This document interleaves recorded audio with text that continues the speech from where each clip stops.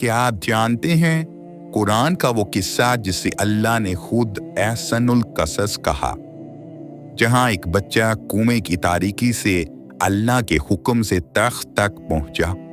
یہ کوئی عام کہانی نہیں، یہ آنسوؤں، صبر اور اللہ کے فیصلے پر کامل یقین کی داستان ہے۔ قرآن کا سب سے خوبصورت قصہ حضرت یوسف علیہ السلام۔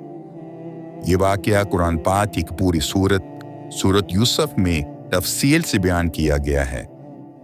اللہ تعالیٰ نے فرمایا، نحن نقص علیک احسن القصص، ہم تمہیں سب سے خوبصورت قصہ سناتے ہیں۔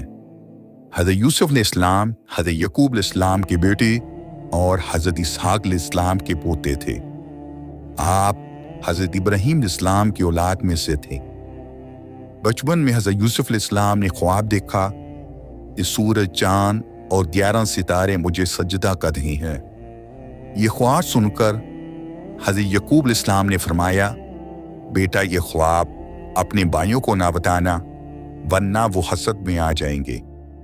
لیکن بھائیوں کے دلوں میں حسد پیدا ہو گیا۔ انہوں نے سوچا یوسف کو کہیں دور کر دو تاکہ ہمارے والد صرف ہم سے محبت کریں۔ انہوں نے اتنے یوسف علیہ السلام کو جنگل لے جا کر ایک گہرے کنویں میں پھینک دیا۔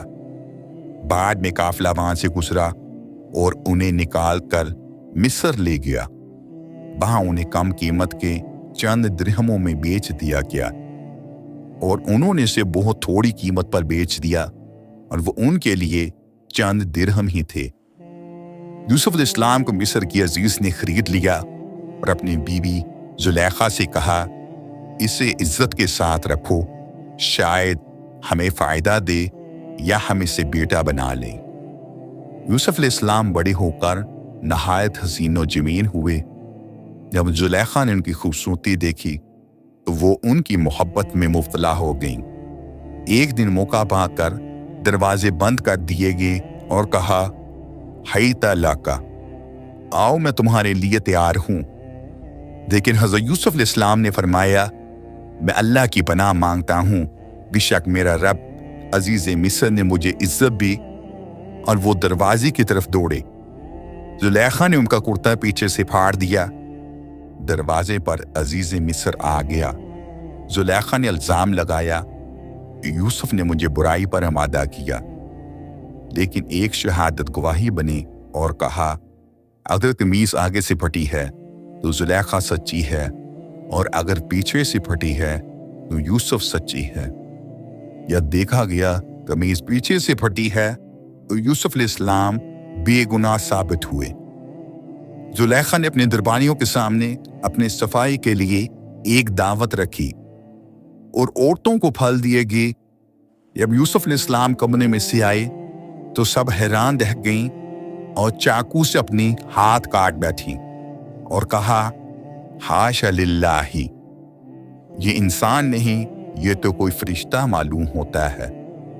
لیکن زلیخا باز نہ آئی۔ یوسف علیہ السلام نے دعا کی، اے میرے رب، یاد مجھے اس برائی سے زیادہ پسند ہے جس برائی کی طرف یہ مجھے بلاتی ہے۔ اللہ نے ان کی دعا قبول فرمائی اور وہ قید خانے میں ڈال دیے گئے۔ قید خانے میں 2 قیدی آئے۔ ایک نے خواب دیکھا کہ وہ شراب نچوڑ رہا ہے۔ دوسرے نے کہا کہ میں نے دیکھا کہ میرے سر پر روٹی ہے اور پرندے کھا رہے ہیں۔ یوسف علیہ السلام نے فرمایا، ایک کو رہا کر کر بادشاہ کے دربار میں خدمت میں لے گی اور دوسرا سولی پر چڑھا دیا جائے گا۔ پھر فرمایا، یہ فیصلہ ہے جو اللہ نے مقرر کر دیا۔ یہ تعبیر ٹھیک نکلی۔ کچھ وقت کے بعد بادشاہ نے خواب دیکھا کہ 7 موٹی گائیں کو 7 دبلی گائیں کھا رہی ہیں، اور 7 ہری بالیاں اور 7 خشک ہیں۔ یوسف علیہ السلام نے ان کی تعبیر دی کہ 7 سال خوب پیداوار ہوگی، پھر 7 سال سخت قحط کے آئیں گے، پھر اللہ بارش عطا کرے گا۔ بادشاہ نے انہیں رہا کرنے کا حکم دیا، مگر یوسف علیہ السلام نے فرمایا، پہلے میری بے گناہی ثابت کی جائے۔ زلیخا نے خود اعتراف کیا ये अब सच जाहिर हो गया, मैंने ही यूसुफ को बहकाने की कोशिश की थी। यूं हज़रत यूसुफ अलैहिस्सलाम को खजाने का वजीर बना दिया गया। यूसुफ अलैहिस्सलाम ने कहा, मुझे मुल्क के खजानों पर मुकर्रर कर दो, मैं मुहाफिज और इल्म वाला हूँ।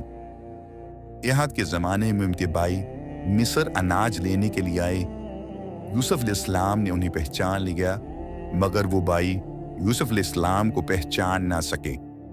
बाद में यूसुफ अलैहिस्सलाम ने अपने भाई बिन्यामीन को अपने पास रोक लिया और आखिरकार जब भाई वापस आए तो हकीकत खुल गई।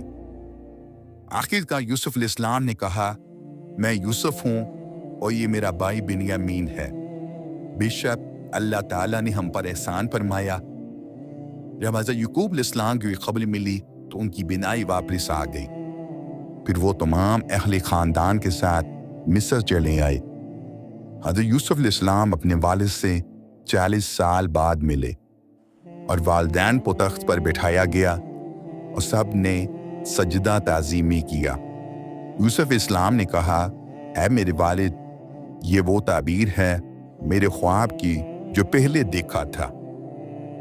आखिर में यूसुफ अलैहिस्सलाम ने आजिज़ी से दुआ की, ऐ मेरे रब, तूने मुझे बादशाहियत दी और ख्वाबों की ताबीर सिखाई। ऐ आसमानों और ज़मीन के पैदा करने वाले, तू ही मेरा कारसाज है दुनिया और आखिरत में।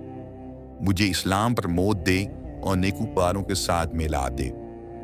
इस कहानी से हमें यह पैगाम और सबक मिलता है कि हसद इंसान को गुमराही की राह पर ले जाता है। सब्र, इस्तकामत हमेशा कामयाबी लाती है। पाक दामनी और ईमान सबसे बड़ी इज्जत है। अल्लाह अपने नेक बंदे को हमेशा इज्जत अता करता है। अल्लाह से दुआ है, अल्लाह हमें भी हज़रत यूसुफ अलैहिस्सलाम की तरह सब्र व इस्तकामत में हमेशा रखना और अल्लाह हमें हर तरह की गुमराही और हर शर से महफूज फरमा। आमीन या रब्बुल आलमीन। हज़रत यूसुफ अलैहिस्सलाम का यह किस्सा हमें सब्र, यकीन और ईमान की अहमियत सिखाता है। अगर ये कहानी आपको पसंद आई हो तो वीडियो को ज़रूर लाइक करें और हमारे चैनल को सब्सक्राइब करें ताकि आप तक और भी कुरान के खूबसूरत किस्से पहुंचते रहें।